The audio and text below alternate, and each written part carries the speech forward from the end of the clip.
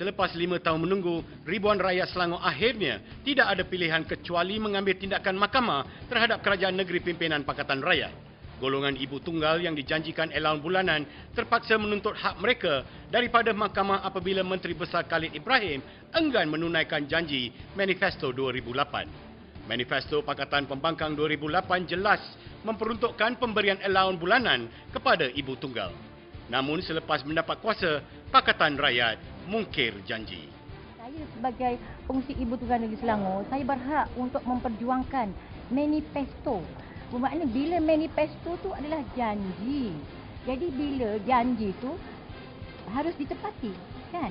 Jadi bukannya kita nak meminta-minta, bukannya kita nak minta simpati ataupun kita dipergunakan oleh mana badan politik, tetapi itu adalah kita punya hak untuk kita menuntut.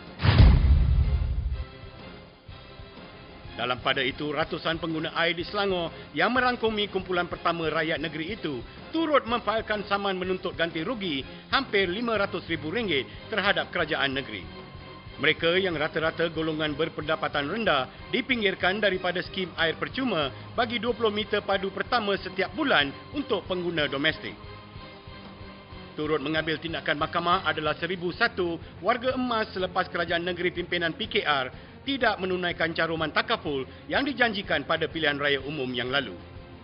Caruman bernilai RM2,500 seorang atau lebih RM2.5 juta itu adalah janji kerajaan pembangkang di Selangor pada tahun 2008. Saya melihat yang dibentangkan minggu lepas bukan manifesto tetapi manifest tipu. Ya. Manifest tipu ini merupakan apa yang kita kutip daripada janji-janji mereka dalam pilihan raya 2008 mereka tidak tepati. Malahan Menteri Besar Selangor sendiri menyatakan tidak perlu tunaikan janji manifesto. Dia buat macam seolah-olah kami ini tak ada guna bagi dia orang.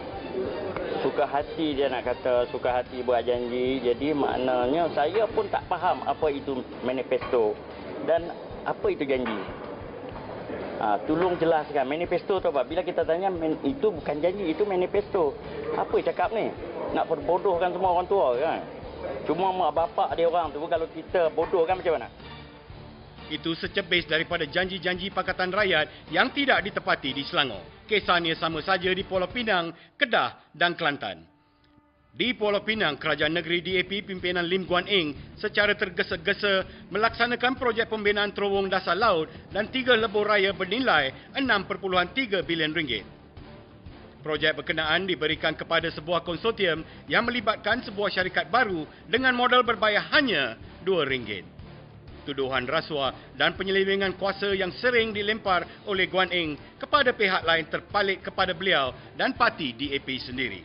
Konsortium Zenit BUCG Senyap Berhad telah ditubuhkan pada 5 bulan 7 tahun 2012. Yang ini pada tahun lepas, tak sampai setahun lagi.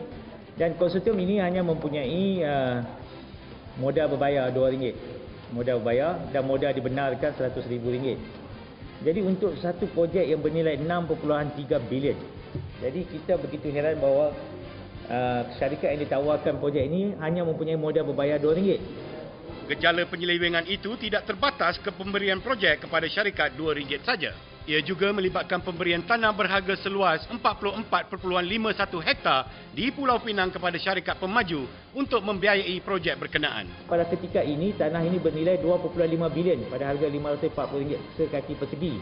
Dan tanah ini akan diberikan dalam tempoh 3 ke 5 tahun yang akan membawa nilai sekurang-kurangnya 5 bilion.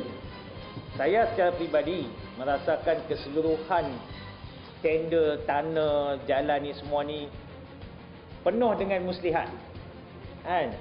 Tapi saya tak faham lagi. Sampai sekarang saya tak boleh faham. Apa sebab yang CM nak sangat buat tanah cepat-cepat sebelum election ni. Saya pun tak faham. Projek megah ini membabitkan pembinaan terowong yang menghubungkan Pesiaran Geni ke daerah seberang Perai Utara. Jalan pintasan menghubungkan Pesiaran Geni ke Lebuh Raya Tun Dr. Lim Chong Yu, jalan hubungan antara Bandar Baru Air Hitam ke Lebuh Raya itu serta satu lagi jalan ke Jalan Pantai dari Tanjung Bunga ke Teluk Bahang. Mana janji kosong? Projek raksasa ini turut dibantah keras oleh Persatuan Pengguna Pulau Pinang sendiri yang mengecam Guan Eng kerana berdegil mahu melaksanakannya.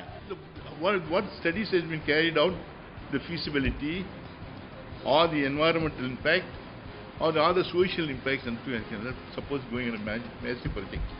I think nobody does that. This is a very sad case. Why don't they carry out a sort of proper studies? Beralih ke Kelantan. Walaupun 20 tahun PAS memerintah, bekalan air bersih masih menjadi antara masalah utama di negeri itu. Namun sehingga sekarang, kerajaan negeri pimpinan Datuk Nik Aziz Nikmat enggan bertanggungjawab.